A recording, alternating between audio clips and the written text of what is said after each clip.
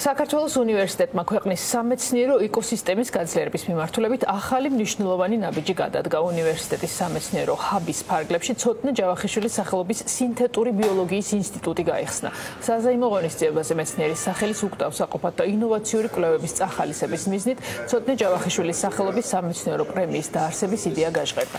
სამეცნიერო პრემია მეცნიერებს 3 წელიწადში ერთხელ მიენიჭება საბუნებისმეტყველო მეცნიერებათა 3 კატეგორიაში: ქიმია, ბიოლოგია და ფიზიკა. ცოტნე ჯავახიშვილის სახელობის სინთეტური ბიოლოგიის ინსტიტუტი საქართველოს უნივერსიტეტის სამეცნიერო ჰაბის ნაწილია, სადაც უკვე ფუნქციონირებს მოლეკულური მედიცინის ინსტიტუტი და ერთიანი ჯანმრთელობის ინსტიტუტი. ჰაბი ინტერდისციპლინური კვლევითი სივრცეა, რომელიც გააერთიანებს სხვადასხვა მიმართულების მეცნიერთა ძალისხმევას ინოვაციური აღმოჩენებისა და ტექნოლოგიური განვითარების მიზნით.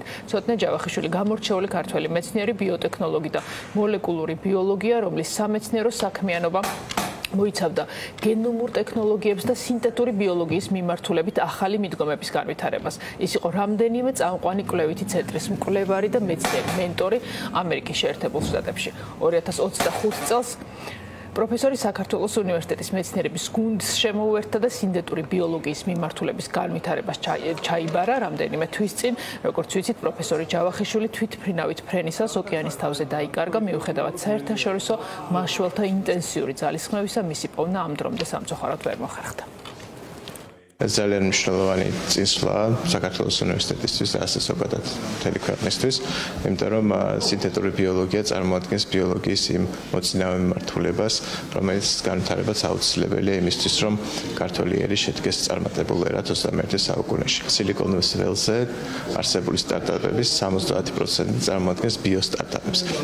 იმისთვის, რომ ჩვენი სტარტაპერებიც იყვნენ წარმატებულები, ქონდეთ მათ ის სამეცნიერო ბაზისი, რაც დაეხმარებათ მას შექმნან წარმატებული სტარტაპები, ძალიან მნიშვნელოვანია ამ მიმართულების განვითარება. სინთეტური ბიოლოგიის ინსტიტუტი მithomს არაფერი არ არის სიტყვით რო ვთქვათ, მაგრამ სინამდვილეში ეს არის ფრონტის ყველაზე წინა ხაზი თანამედროვე მოლეკულურ ბიოლოგიაში.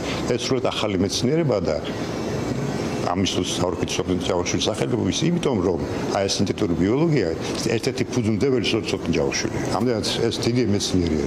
ჩვენ კიდე გააზრებული არ ვართ ეს რა დაკარგა საქართველოს. ეს ხოციერ ნაწილია პატივისცემის არის ამ ადამიანის მიერ გვაქვს ეს არც კი შეედრება საერთოდ რაც შეგვეძლო ის გავაკეთეთ.